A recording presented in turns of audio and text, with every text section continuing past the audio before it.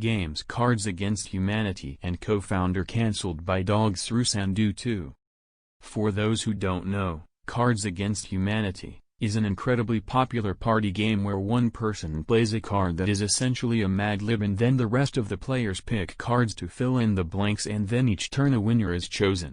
It is co-created by Max Temkin, who worked on the Obama campaign and also was involved in other games like Humans vs. Zombies, Secret Hitler. He has also just raised over $3 million for magic puzzles on Kickstarter. Ka is a pretty woke company from a PR perspective and often donates/fundraises for progressive causes. On the 7th of June, a former employee, @AtherAceStewart, started the Twitter hashtag, #KaHasOver, detailing her experience with racism and hostility at the company with receipts. It was more about Card Against Humanity than Max Temkin, although his name comes up a few times in screenshots and tweets. Things really kicked off a couple of days later when Anita Sarkeesian wrote the blog post ending my relationship with Cards Against Humanity and Max Temkin, and tweeted Max Temkin is an abuser and I've been complicit. #KaHasOver, linking to the post. For those who don't know, Anita runs a feminist website Feminist Frequency and was one of the women heavily targeted by the reactionary Gamergate culture wars. In this post, Anita not only reiterates what was said in the tweets about the way Ka treated staff but also brings up a rape allegation that was raised in 2014, which Max blogged about back then and denied, and reveals that she confronted him about it. In November of 2019, I confronted Max about the rape allegations and told him that I was being a hypocrite by associating with him, and not living by my feminist principles by continuing the friendship.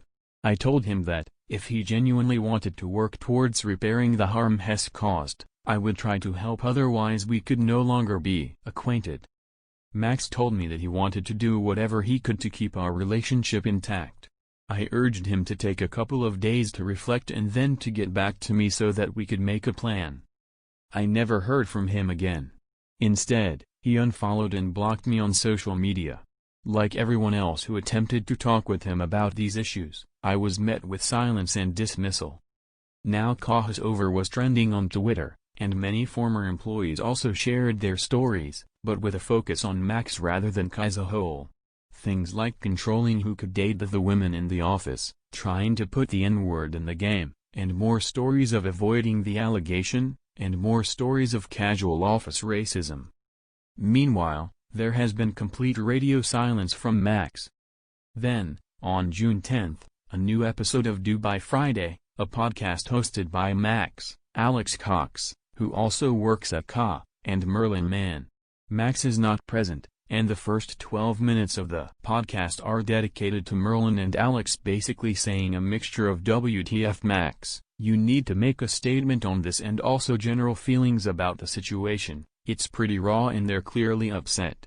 They mention that Max posted a message on Discord which is the following. Hey everyone, I am taking a leave from Do by Friday.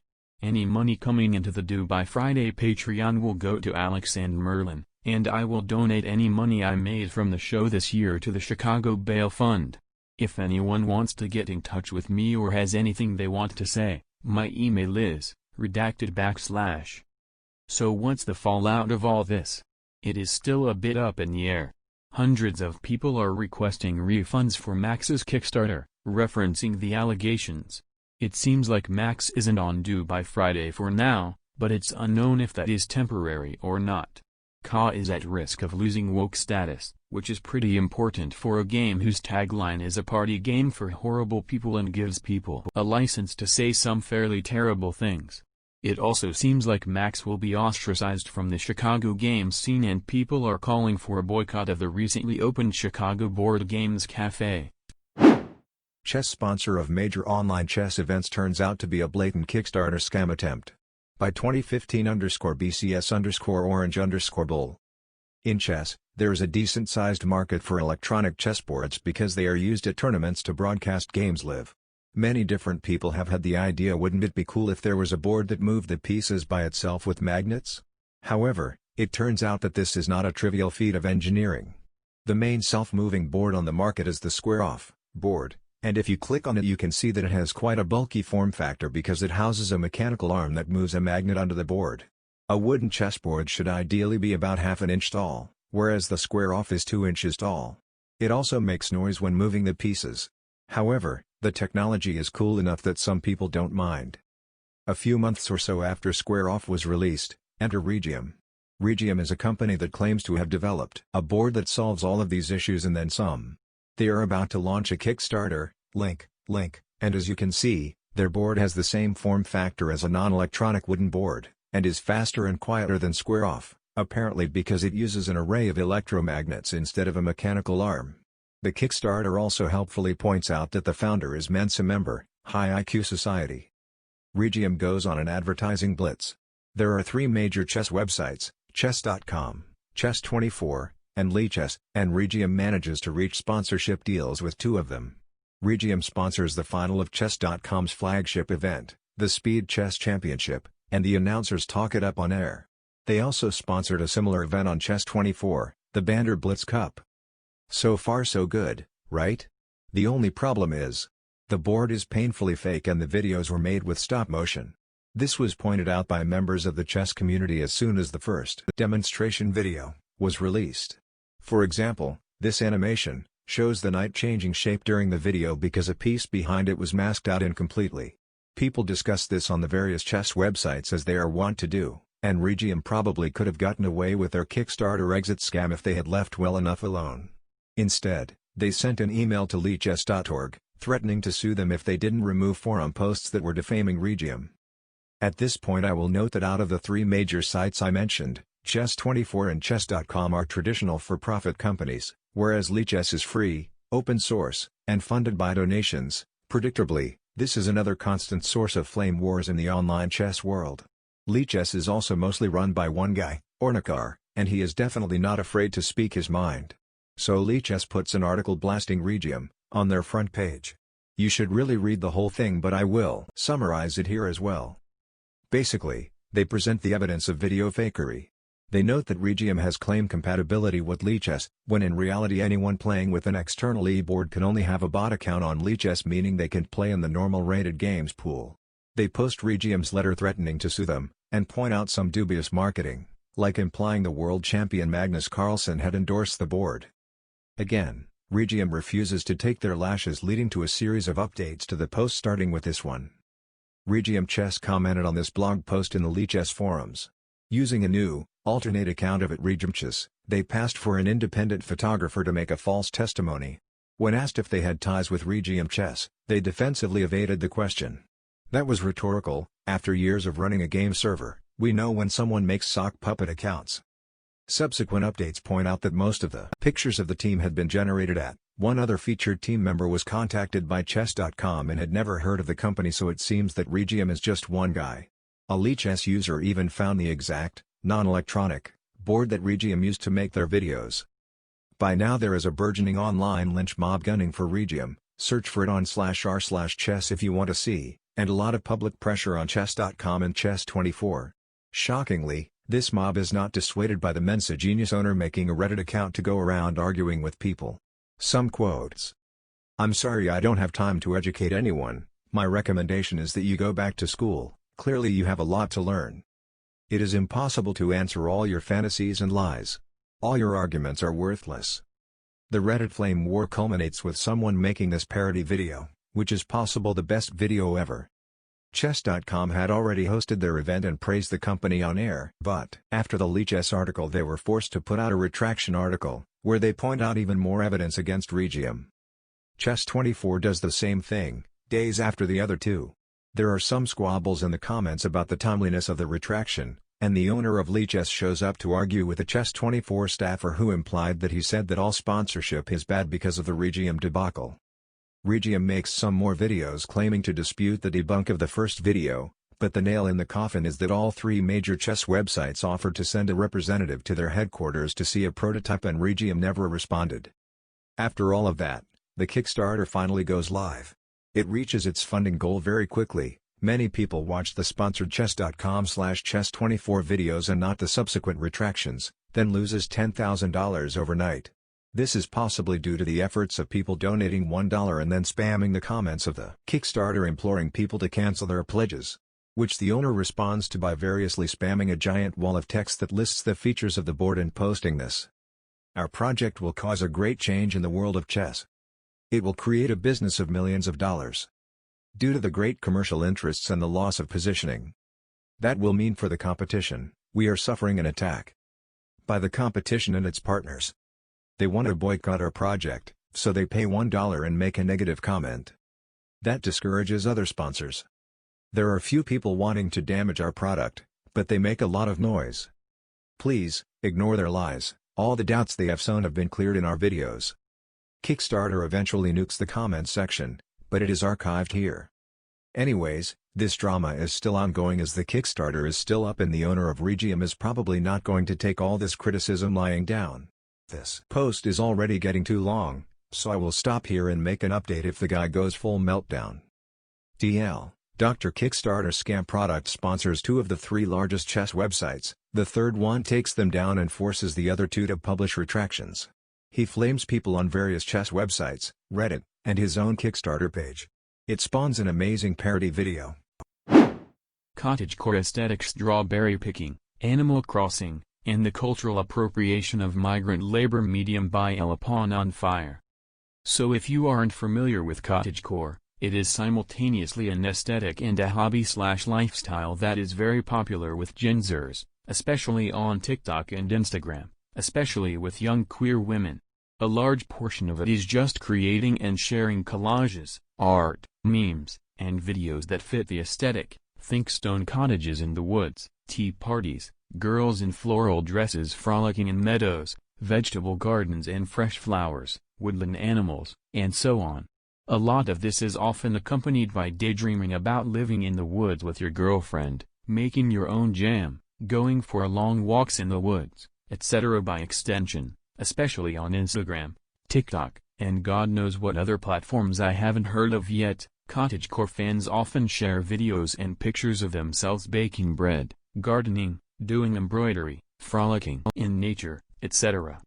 I am a mid-20s millennial who doesn't have TikTok and doesn't quite understand Gen Z, but I was recently delighted to discover this and other aesthetics such as dark academia because they provide me with terminology to use to search for clothes and hobbies that I enjoy.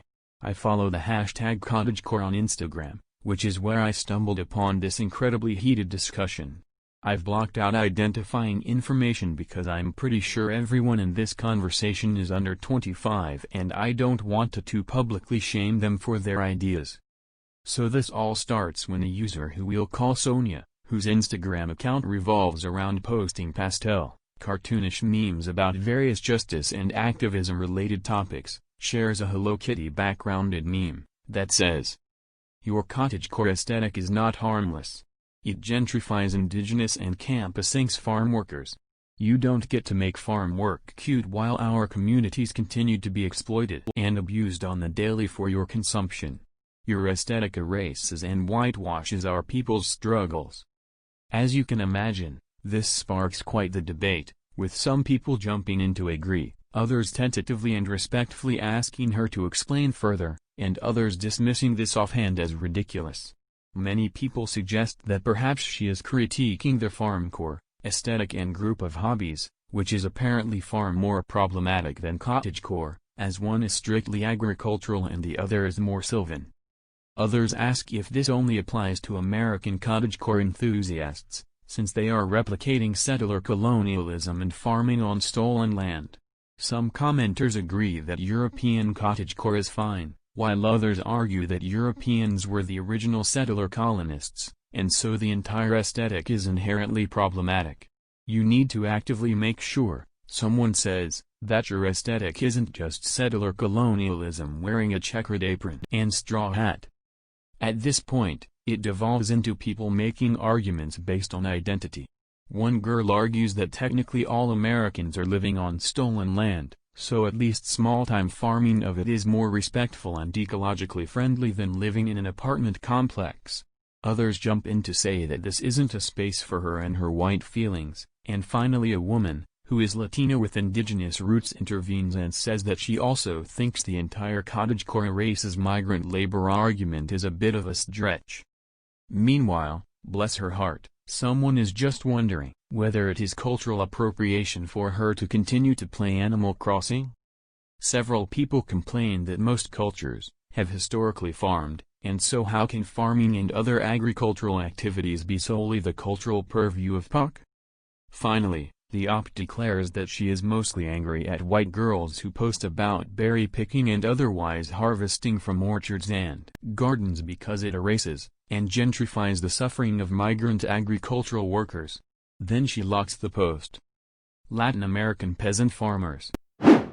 Mario Kart 64 top player keeps world records secret for over a year and releases them all at once to take first place. Some Karters take issue. By happens_to you. More speedrun drama. Here's what you need to know. Mario Kart 64 has had a speedrun community based on the time trials ever since it was released. There are two main categories, Shortcut, SC, and Non-Shortcut, Non-SC. This scuffle concerns the non-SC rankings, where a German player named Matthias Rustermeyer has been the champion of the game since 2013. Rustermeyer, often known as Mr., came very close to holding a perfect sweep on the game of 30 seconds world records. The champion is decided by who has the lowest overall time across all 16 tracks, with each track having a 3-lap time and a fastest lap time. More info about Mr.'s Kartcore in this video. There is a lot of crossover between different classic N64 games. Specifically, Mario Kart 64 has ties to GoldenEye, also known as the Elite, and WaveOS. Oftentimes, Eliters and Karters will hang out together at IRL meets, such as the yearly VA meet. There's a controversial practice that started in the Elite, which again, is the GoldenEye and Perfect Dark community, called hoarding, where a player will achieve records and then not post them, saving them all up to reveal at once. This has been occurring in the Elite since the 2000s. In recent years, however, hoarding has become much more of a spectacle, with players premiering their records live on Twitch in a skate video style. Oftentimes these premieres stretch into the 2-hour range, and contain skits, jokes, and trash talk. All of the GoldenEye and Perfect Dark Hoard videos can be found at. Here's Dan Burbank's on Hoard video if you care to see what it's about. Here's where the drama begins. While hoarding is relatively commonplace in the Elite, it's not without its detractors. Some view it as unsportsmanlike. A lot of Karters were angry at Dan, since they saw it as an underhanded tactic to catch Mr. by surprise, since Mr. assumed his world records were safe. Here's the thread on the MK64 forum. There's currently a discussion about banning hoarding, with many players coming up with ideas about how to enforce such a policy. One player suggests having to hold up a newspaper next to the screen. Another suggests that dance times should be removed. Should live streaming all attempts be required? Dan also released an apology, which not all players believe is sincere. This discussion has gotten quite heated and brought out all sorts of people from the Elite, other card games, and other speedrun communities. What's your take? WoW Classic famed guild throws sponsored race to world first competition, random unknown person beats all of them to become the first max-leveled player by aabicus. Video breakdown. This is going down as we speak. World of Warcraft Classic is a version of the famous MMO that doesn't include any expansions and is designed to recreate the vanilla experience many people remember from their youth. Everyone was extremely hyped for this game, especially Method, a huge guild that has many different accomplishments and world firsts under their belt. After months of preparation and training to optimize their speed leveling strategies to earn the first ever level 60 account in WoW Classic, Method teamed up with World Showdown of Esports to host a big race to world first, where all the big names will compete to see who can hit level 60 fastest. It's still going on so you can see it for yourself. Very high production value, around-the-clock coverage with casters and sponsors, the works. Too bad a completely random streamer from Malta starts blitzing through the levels, quickly outpacing Method. Joker TV had been speed leveling vanilla WoW since even before Blizzard had announced the remake, and he was unstoppable. He only took 2 breaks to sleep for 6 hours at a time. When one of his friends joked on stream that he was account sharing, Method took the claim at face value, and later apologized for publicly accusing him. 9 hours ago Jokered TV claimed the first ever level 60 account, after 3 days 7 hours of grinding, before anyone on Method had even reached level 55. He promptly hosted Method's Twitch before going offline to sleep, whereby his followers flooded their chat, teasing them for failing their own competition to the point they set their chat to subs only. That's pretty much it for now. Some people are asking why they've continued to call their stream Race to World first when the race is over and they lost, and the casters are repeatedly taking potshots at the haters in chat, but for the most part they're only doing what they must considering the money behind their ongoing production. Action shooting. Well, Respected Gunmaker's reputation/life go up in smoke. By unclekisser. Background: action shooting is a shooting sport that involves running around/over obstacles and shooting targets with a handgun. Competitors are scored based on a combination of their speed and accuracy. Here's a YouTube link for an example of a stage. Like a lot of sports, there are divisions based on the level of equipment, from stock handguns you can buy at any gun store, to crazy-looking, custom, hand-fitted race guns that cost thousands of dollars. Story: this sport has been going since the 70s, and in that time, a fellow named Matt Burkett gained a lot of fame and respect. He was an incredibly skilled shooter, winning dozens of competitions at the highest level. He also made a living teaching handgun classes to civilians, police officers, and even Special Forces military personnel. By all accounts these classes were informative and well taught, so he had a sterling reputation. He also released some instructional DVDs and appeared on the History Channel show Top Shot, if you remember that. Always the entrepreneur, Mr. Burkett announced he was starting a firearm business called Predator Tactical. PT would specialize in high-end, custom competition handguns. He showed a few prototype pistols at shooting conventions and managed to build a lot of hype. His name/brand had a lot of cash in the industry, and people were excited to get their hands on what they were sure would be a new gun that would give them the competitive edge they were looking for, even if it cost thousands of dollars.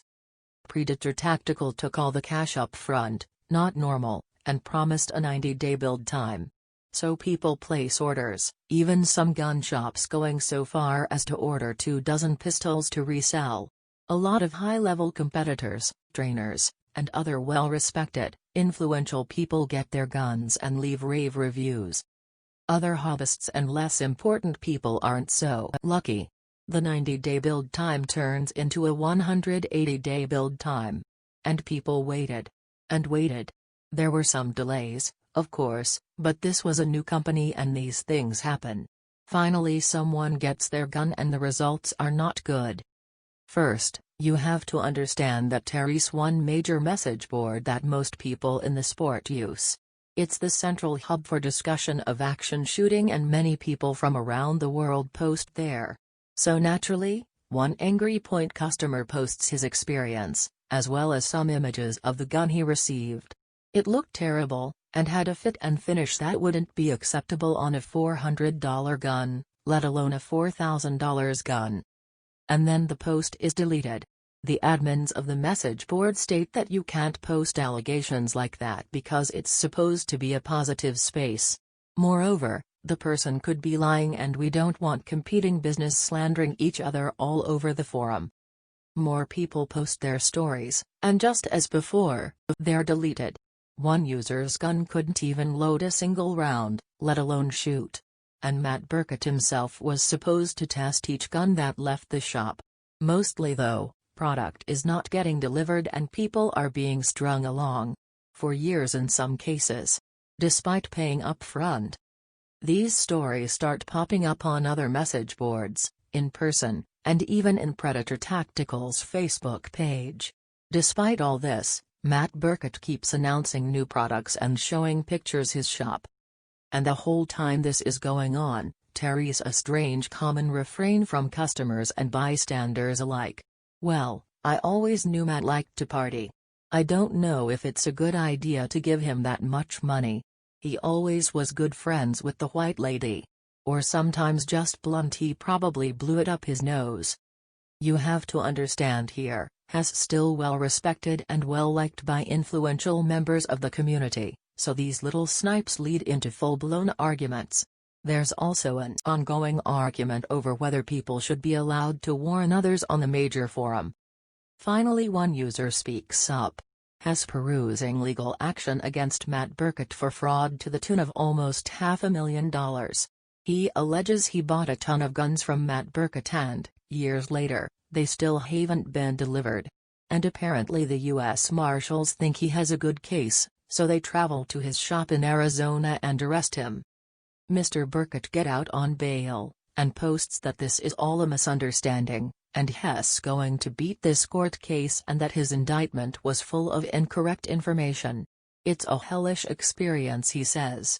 The terms of his release say no touching guns and that he must submit to random drug test. It takes a month before he's arrested again. This time for failing drug tests. 3 of them. For meth. Penniless, he can't even afford legal counsel. Has assigned a public defender and quietly pleads guilty. Has sentenced to 366 days in prison and restitution to the tune of a little more than $500,000, though I doubt he'll ever pay it. Illiterature. That time Tumblr chased John Green off the website with implications of pedophilia by idknewaccount. Most of you know John Green as the author of Looking for Alaska, The Fault in Our Stars, An Abundance of Catherines, Turtles All the Way Down, etc. Some of you may know him as one half of the Vlog Brothers, a bunch of podcasts, the Crash Course series on YouTube. The point is, you probably know him. And you might be thinking, wait, what? I thought Tumblr loved John Green. That's true. For a while, you would be hard-pressed to find criticism of him. He was down-to-earth, big on fan outreach, and popular in the elite scene. He was called the fandom dad. But that popularity inevitably hit a critical mass, and around the time The Fault in Our Stars movie premiered, the tide had turned. His biggest selling points became his biggest drawbacks. He's pretty earnest in a cringy way, and so is his writing. His characters were too clever by half in the way that teenagers want to be. His novels deal with big issues, such as death, anxiety, and most famously, terminal illness. The more popular he got, the more people heard of him but did not read his books, and were quick to dismiss them as voyeuristic cancer porn, romanticizing depression, and manic pixie dream girl galore. And it is undeniably true that most of his characters are mostly awkward, white teenage boys, with a sidekick of color and a female love interest, although she's usually a deconstruction of the manic pixie dream girl trope. He is also outspoken about his struggles with mental illness, such as anxiety, OCD, and depression, which Tumblr conveniently ignores when they criticize him for writing about it. There were a number of missteps in his online presence. Regarding The Fault in Our Stars movie, he posted, "When was the last time the girl kissed the boy in a teen romance? Ever? I seriously think it might not have happened ever," which was quickly skewered and mummified. He issued an apology and an explanation. Some other parts of The Fault in Our Stars became the subjects of memes and scorn, the characters kissing in the Anne Frank house, for instance, and the infamous quote about cigarettes, "You know the one." Edit. Okay, if you don't know it, one of the terminally ill characters puts a cigarette in his mouth but does not light it and says, "It's a metaphor, see, you put the killing thing right between your teeth, but you don't give it the power to do its killing." Your fave is problematic posted a list of receipts, of varying degrees of validity, to which he responded point by point, though his rebuttals were deleted when he deleted his Tumblr. Things came to a head when one popular post compared him to the dad of a kid in your friend group who always volunteers to supervise the pool parties and scoots his lawn chair close to all the girls. He responded by calling the accusations sick and libelous, in a lengthy post that just added fuel to the fandom fire. He wasn't supposed to defend himself, and one poster even called it suspicious that his mind immediately jumped to being called a pedophile when the post did not say that at all. Okay, that's what any normal person's mind would jump to. By his account, this was why he left Tumblr, because he didn't feel comfortable interacting with his fans there in the way he once did. Somewhere through all of this, there was the cock post. For some period of time, Tumblr let posters edit other people's posts freely when they reblogged a post. It made no sense for users to be able to do that, but it stayed around for a while, until someone edited one of John Green's posts with as I near 200,000 followers here at Fishing Boat Proceeds. I just wanted to say cock is one of my favorite tastes. Not only that, but balls smell amazing. It makes me go a little crazy on it, to be honest. Like, I cannot get it far enough down my throat to be satisfied. Only satisfied when I feel those intense, powerful, salty hot pumps of cum down my throat. When I sit back on my heels, look up at you with cum all over my mouth and slobber running down my neck, hair all fucked up, and wipe my mouth with the back of my arm and ask you if I did a good job, and you cannot even speak because I've drained all of your energy out the tip of your dick. That's when I'm satisfied. As usual, John Green responded with a long, impassioned post, made things worse, and quit Tumblr. To this day, users fondly recall the time they made John Green throw a tantrum and ragaki Tumblr, although this is most likely not why he left. They attribute his tantrum to the reason why we can no longer edit reblogs, despite the fact that it was a stupid feature to begin with. John Green seems to be doing just fine without Tumblr, and nothing of value was lost in his life.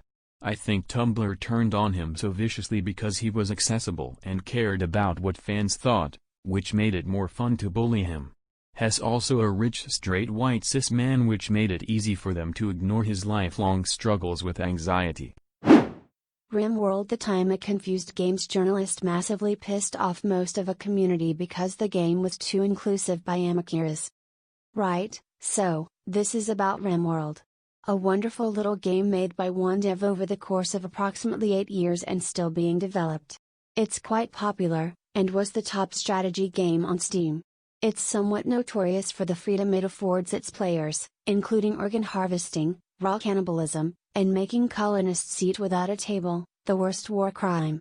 Anticipating this kind of thing, the dev didn't add childbirth, because the horrors of allowing any of this to happen to children were unbearable. Anyway, 5 minutes later, when children were modded in, this happened. That's all besides the point. I'm just trying to paint a picture of the game. Now, on to the juicy bit. A gaming website, PC Gamer, wrote a review of it. The author wasn't really a fan of the genre and was confused about how to play, so her writing the review was a bit strange, to say the least. A lot of people weren't fans of that, but it wasn't the end of the world. The next bit is what pissed people off. The review complained about heteronormativity in the game, because gay takes up a trait slot, whereas straight does not.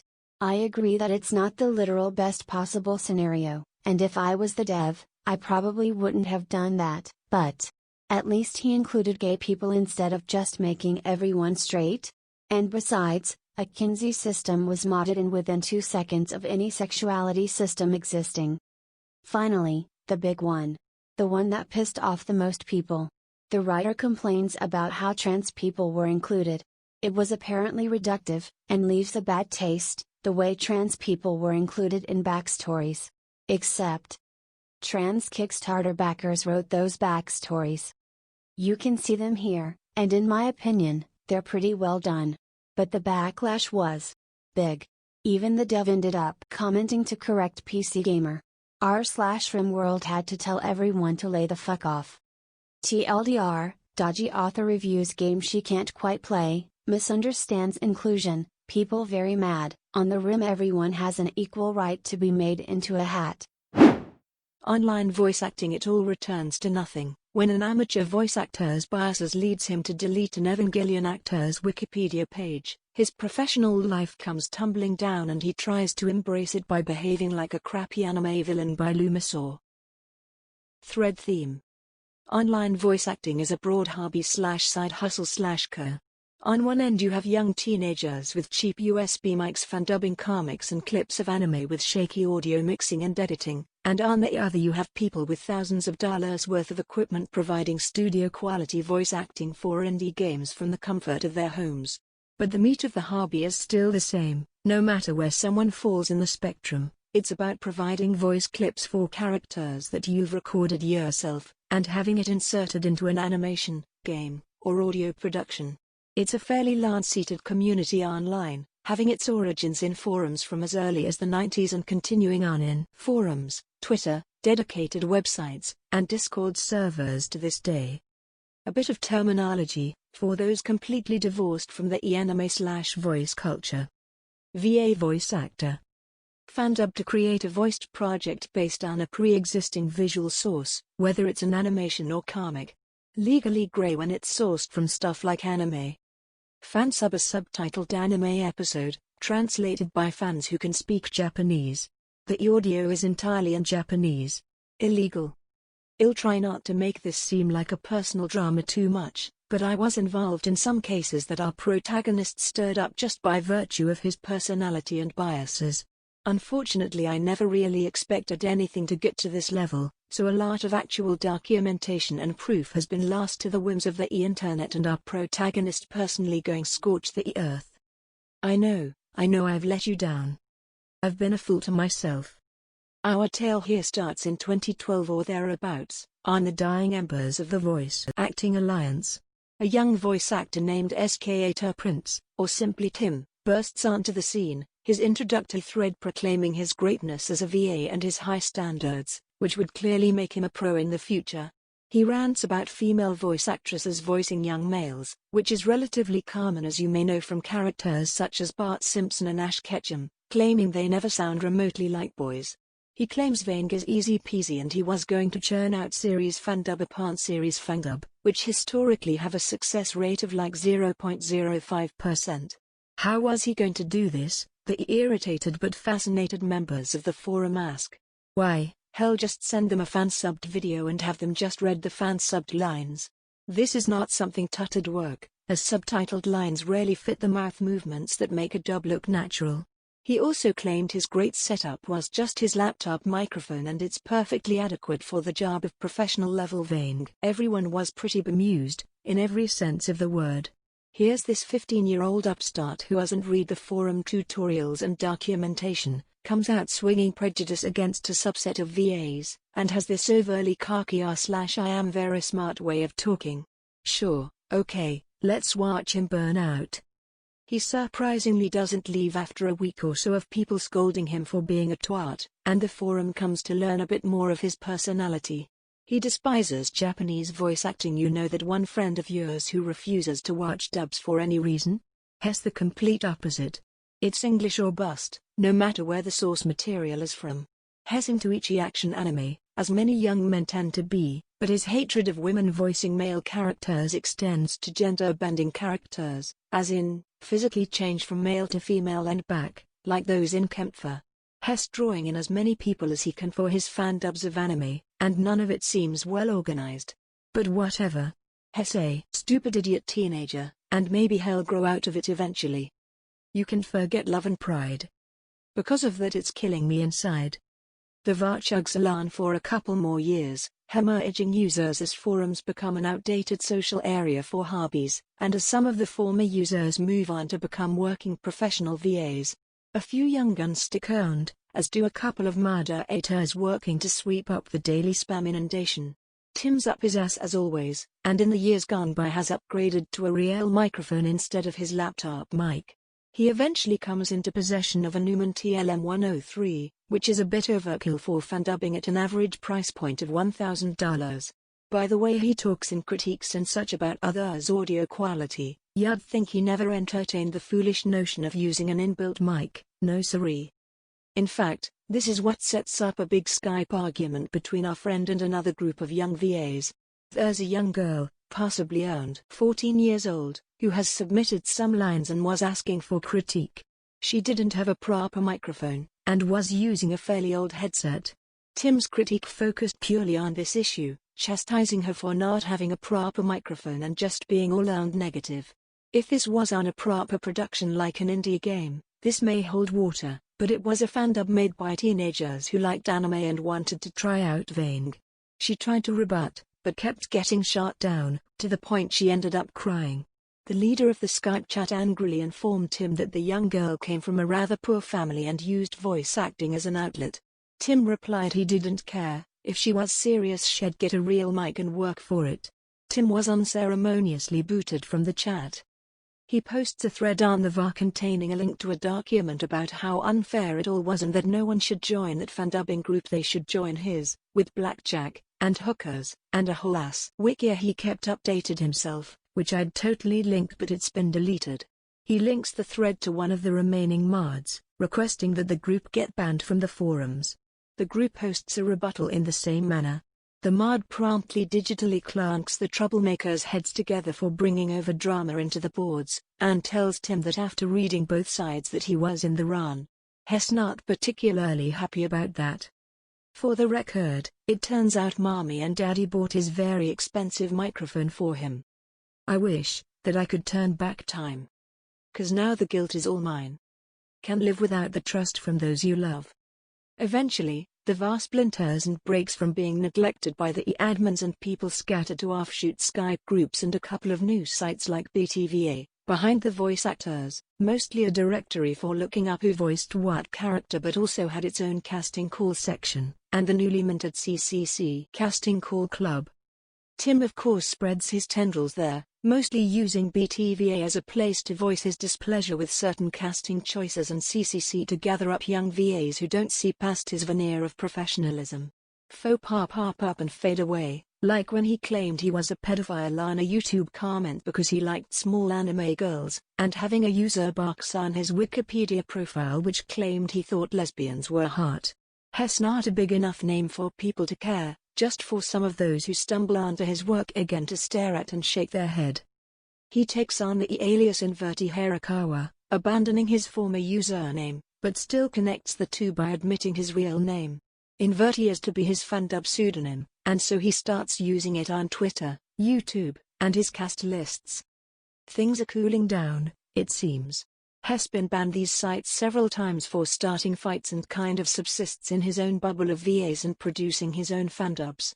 He searches up people who voice their dislike of a dub and dubs in general and tries to fight them with facts and logic.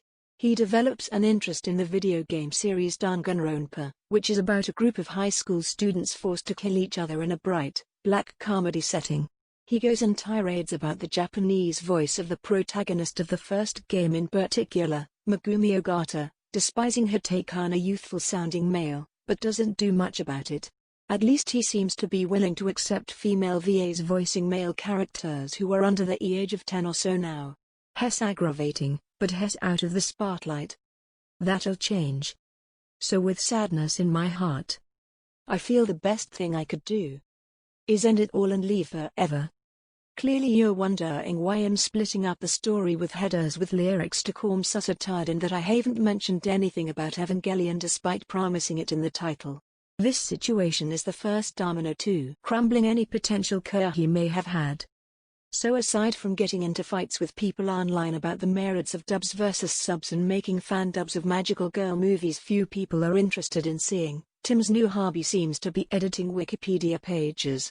He's fun at it, correcting grammar and sourcing things properly, the sort of thing a pedant like him enjoys doing. Now, earlier this year, the enormously popular anime Neon Genesis Evangelion was released on Netflix with a completely new dub done by a different cast than the one that has been doing the dub since the 90s. Opinions are greatly divided due to the fact it skews much closer to the Japanese version in performance and terminology, and infamously removed the ending "San Fly Me to the Moon" and was accused of straightwashing a character by using the translation "I like you" instead of "I love you." But despite all this, most of the Evangelion fandom agreed on one thing: the new voice actors were not to blame for any issues, they were just doing their job. The voices were generally well received. In fact, the only issues some fans had was with the Japanese production company's intense control over the project. So imagine the surprise of the new voice of the main protagonist Shinji Ikari, Casey, coming home from a vacation to see their Wikipedia page has been completely deleted. They aren't a huge name in the voice acting realm yet, but they've been in their fair share of official anime productions and video games. So why was the page deleted? Apparently, notability, they're not a VA worth having a page, because the sources on their roles aren't good enough. Who? Casey tweets a message about it, expressing their disappointment, and friends and fans offer their sympathy and confusion. Not many online VAs are in the thread, but then someone who happens to be on what seems to be a law-based Beyonce semi-RP account put some dots together. She attests someone Twitter user Inverti Harakawa, you are Wikipedia user Skater Prince, so what's going on? Tim tries to deny Hess involved. Someone says they don't see the connection.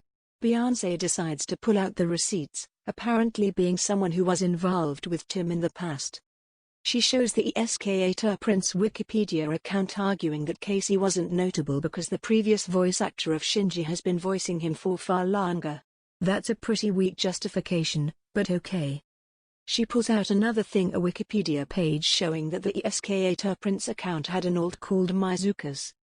She shows proof from moderators of behind the voice actors dealing with him getting into fights and proving he has 3 alts from being banned: Skater Prince, Amekyras, and Inverti Harakawa. This means he can't claim that Skater Prince is a generic enough username that someone else just has it coincidentally. She shows proof of Tim linking accounts on his Discord onto those 3 names. She links to a bunch of tweets where he complains loudly about the new Evangelion dub and the fact he believes only the original English VA is any good. The Japanese VA is his despised Megumi Ogata, and it's often noted the new English VA takes a lot of performance cues from the Japanese version. Cut, dry. It's clear he deleted the page not because of notability but because he dislikes the new dub. People chastise him for this, including a few bigger name professionals. He posts on his Discord server about how Hess leaving voice acting forever, Hess blacklisted himself, Hess been a fool, woe is me, do not feel sorry for me, but actually please do, and then he closes his Twitter. It's a non-apology but his ego is bruised so he must flee. A few of his friends are upset. Everything seems to be over. It ended with a kind of weird whimper, rather than a bang. Everyone shrugs their shoulders and carries on. Really? If this was the only issue, he could bounce back from this incredibly easily with a sorry, I was wrong, I messed up and let my preferences get in the way. Instead, it was such a blow to his pride he decided quitting was the only thing to do. But to quote a fellow VA watching the shit show, I'll be back under another name in a month, I guarantee it. Try a few days, my friend. What's done is done, it feels so bad. What once was happy now is sad. I'll never love again, my world is ending. It's the Monday after and he comes out screaming on his reactivated Twitter and new Twitter, spouting as much vitriol as he possibly can. A possible trigger warning here, but it's almost too silly and performative that it might not get the effect he wants. It's so deliberately provocative, so smug, so pissed off, that Beyonce accurately assesses that Hess emulating an Ace Attorney or Danganronpa character breaking down.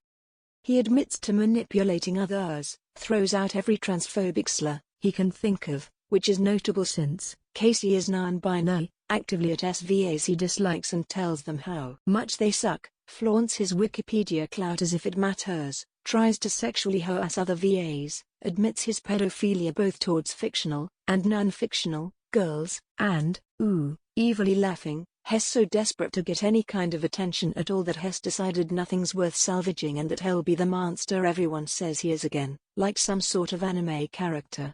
It's a temper tantrum, designed to throw gasoline on the smoldering remains of the few bridges he has. It's frankly kind of sad and pathetic. It's rippling through Vote Twitter, as you'd expect.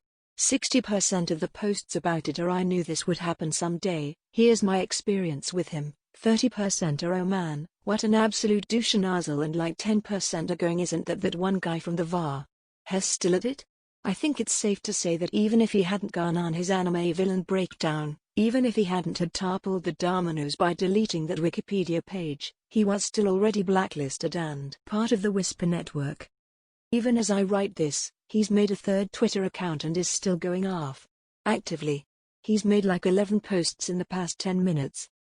Maybe I'm giving him too much attention by creating this thread. Who knows? But I've been sitting on this guy for years now and am glad to finally get a chance to talk about him. If Hess going to insult VAs like me who tend to voice boys, I'm going to hold some kind of animosity towards him. If Hess going to have me blocked on Twitter for chewing him out on his sexism and then unblock me because I became a moderator of one of the biggest online VA communities and he wants to suck up to people in power, I'm going to keep an eye on his brown nosing. People are allowed to be stupid as kids and teens and grow from it, but he never did. He just tried to hide all his wrongdoing. So where does he go from now? Who knows? Hopefully he'll look back and grow, but his history doesn't favor that. Maybe within a few days he'll give a big post blaming his outburst on mental illness or something, which is an explanation but not an excuse in a community where plenty of mentally ill people thrive. Maybe he'll claim he was hacked or something. It'll be hard to wriggle out of the transphobia and sexism, for sure. So I guess his non-existent career is properly over. That was the bang we expected to see, and it's the bang he wants people to remember him for. But was it worth it? Congratulations. You played yourself. Currently the Wikipedia page is back up and there's still an argument about whether or not it's notable enough, but opinion seems to be skewing towards keep. The VA community is generally pretty tight and well-meaning Theresia milkshake ducks and pedophilia callouts, and Theresia big arguments about whether or not that one pro-VA really deserved to be dropped by a popular company for being a creep, but usually our dramas are of the radio play genre instead of community-wide sweeps. But despite that, believe it or not, this is not the first time an amateur VA started behaving like an anime villain in response to people calling them out. But that one's less fun to talk about and far more fun to read for yourself. Edit. Unfortunately, it seems that Tim has committed suicide after feeling that his potential career in voice acting was unsalvageable due to the fact professional voice actors took notice of his actions. It appears this decision was made before he went on his tirade, and thus before this post, and all the hurtful posts he made was a misguided attempt to assure that no one would miss him. My condolences to his family and friends. This was something no one could have seen coming. If you or anyone you know are considering suicide, please call your local crisis hotline. Please know that no matter what you've done in life, you can fix your mistakes if you're willing to change. No matter who you are, someone cares for you and will miss you. But I would like to end this edit on a happier note. Casey's performance as Shinji was nominated for Best English VA Performance in Crunchyroll's 2020 Anime Awards. Hopefully this will ensure their page is never taken down for silly reasons again. Young adult literature. The time an author cheated the system to get her book on the bestseller list by PartyPorpoise. In August 2017, a New Year novel titled Handbook for Mortals found its way to the top of the bestseller list, having sold 18,000 copies in its first week alone. That is a lot, and people were immediately suspicious because no one had heard of the book. It hadn't been reviewed by any of the usual blogs or publications. No one had even heard of the author, Lani Sarum. Hell, it wasn't even available at many major retailers. People in the community, including some authors, did a bit of digging and found out that either Sarum or someone she knew had bought the book in bulk from several bookstores, boosting the sale numbers. Sarum defended herself, claiming that this is a normal practice in the writing world. It happens, but the writing community considers it unethical, and that she sold those copies by promoting her books through unconventional ways like comic conventions instead of the usual route. She claims that the real reason she got so much hate was because she was an outsider to the community. Never mind that around the same time her book came out, The Hate You Give was getting a ton of praise, despite also being written by a new author. Never mind that if she really was getting all of those sales through convention promotions, there would have been some buzz about her book. She also claims that the reason her book sold so well at conventions was because movie star Thomas Ian Nicholas was helping her promote it. Never heard of him? Me neither. Apparently he's most famous for his roles in Rookie of the Year and as one of the virgins from American Pie. Making her look worse, she was open about her book just being a means of fame for her. She intended to get a movie deal and have herself cast as the main character. In fact, it was originally written as a screenplay. Oh, and another thing regarding The Hate You Give? Her cheating of the system knocked that book off of the top of the bestseller list. The community wasn't happy that a badly written, fame-grubbing, wish-fulfillment fantasy novel cheated a legitimate new, black, writer who writes about serious social issues and actually does it well. Also, Sarum stole art for her cover. Sarum claimed that despite the controversy, the movie was still going to get made. But there doesn't seem to be any progress on that. The book was also promoted as the first in a series, but there has been no update on the sequel. The Facebook page for the book, which only has about 2,200 likes, still posts regularly. It seems she's still promoting the book at bookstores and comic conventions, but it still hasn't gained any real following.